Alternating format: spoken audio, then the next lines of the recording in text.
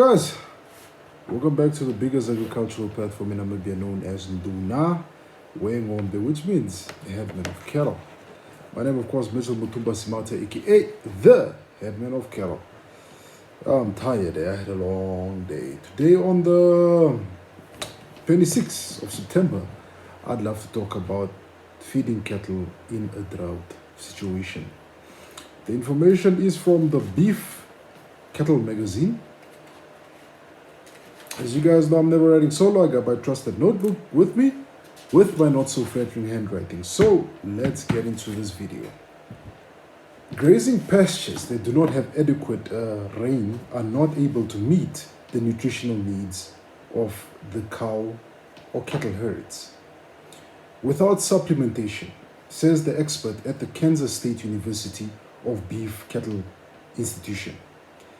Speaking on a recent Cattle Chat podcast, Phil Lancaster, nice surname, Lancaster, beef cattle nutritionist, Brad White, Bob Larson, they would say, veterinarian, and Dustin Peddle, agricultural economist, offered options for cattle producers to consider when managing cattle in a time of drought. Lancaster said, "This is the year when producers are likely to need to start feeding hay sooner than usual and may need to start by feeding hay that has been sitting for a few years. Older hay does not hold the same nutritional value as hay that has been cut within the year because microbes and weather break down the carbohydrates, protein, and vitamins in the hay. The longer it sits out,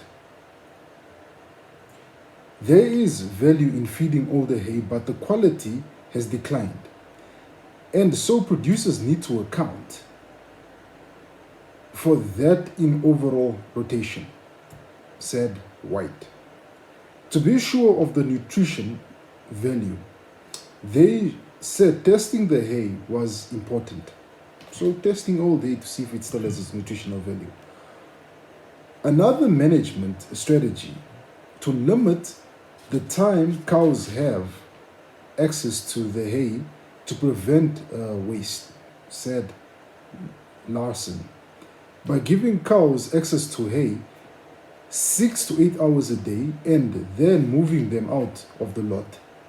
6 to 8 hours a day, moving them out. Usually you'd see the cows would start playing in the hay, particularly if it's old hay.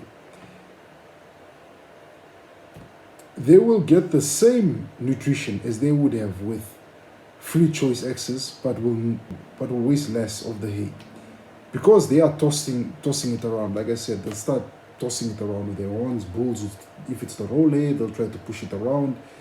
Cattle playing with the hay, which you don't want. The third strategy the experts discussed was grazing crop residue. Crop residue can be a great feed source, but producers need to remember that they have the greatest nutritional value on the first day. The cattle are turned out and the quality decreases the more time that passes. So meaning, if you harvested corn, your corn stalk has nutritional value the first day. Let's say you harvested on a Tuesday and you put the cattle in there, that corn stalk, its value is still good. But if you bring the cattle the next day, it loses its nutritional value.